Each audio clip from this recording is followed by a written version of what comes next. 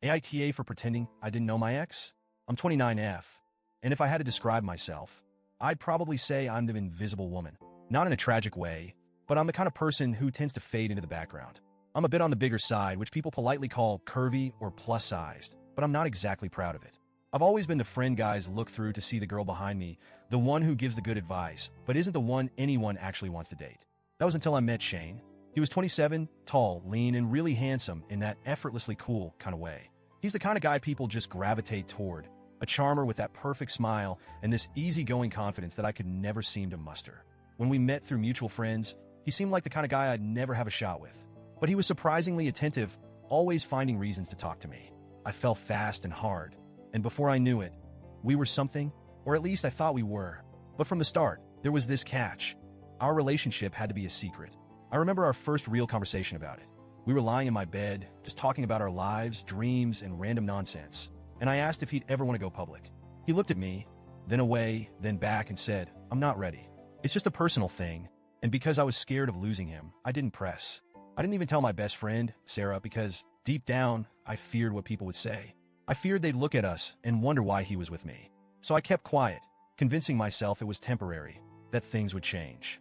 For 2 years, that was our routine. Shane would come over when he could, spend the night, and we'd act like we were together, but only behind closed doors. Eventually, he even moved in with me. I took that as a sign that we were progressing, like I was finally someone worth loving openly. Every day, I held out hope that one day he'd see me differently, that he'd want me for all the world to see too. Then one day, after nearly 2 years, I came home from work to find his things gone. His clothes, his toothbrush, that ugly mug he insisted on using every morning, it was all gone. Just like that, without a word, he ghosted me. I tried to call him, and that's when I found out he'd blocked my number, blocked me on every social media platform.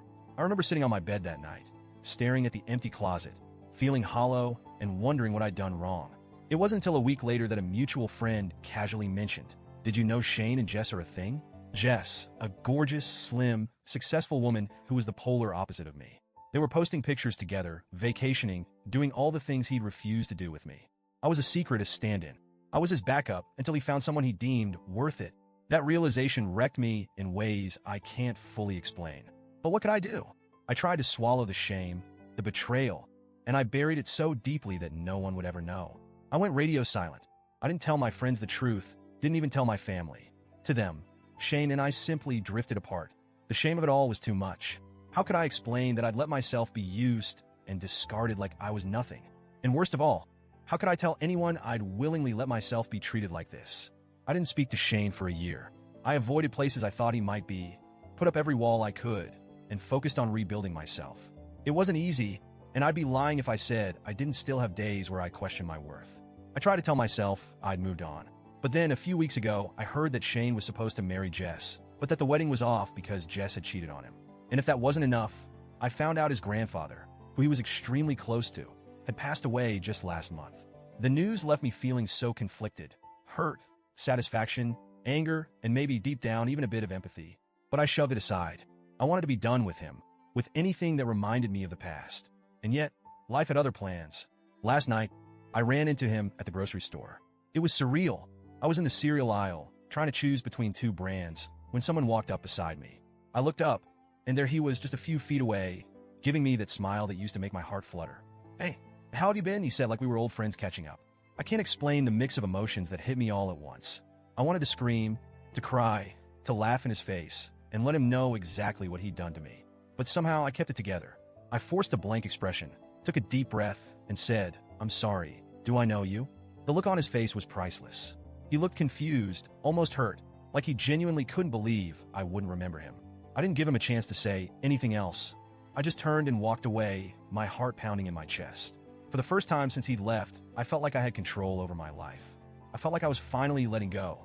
But today, I told a mutual friend about what happened. I expected her to understand, maybe even validate me. But she was horrified. She said I was being cruel and heartless, especially considering Shane's been through so much recently. That he just lost his grandfather, that his fiancée had cheated on him, and now he was going through a really tough time. She said I should have been kinder, or at least acknowledged him. And now I'm torn. Was I too harsh? Did I let my bitterness get the best of me? Part of me feels like he deserved it, that he had no right to casually act like nothing happened.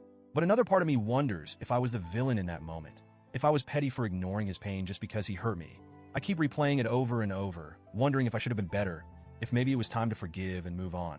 But every time I think of forgiving him, I remember how it felt to be abandoned, to be treated like a secret,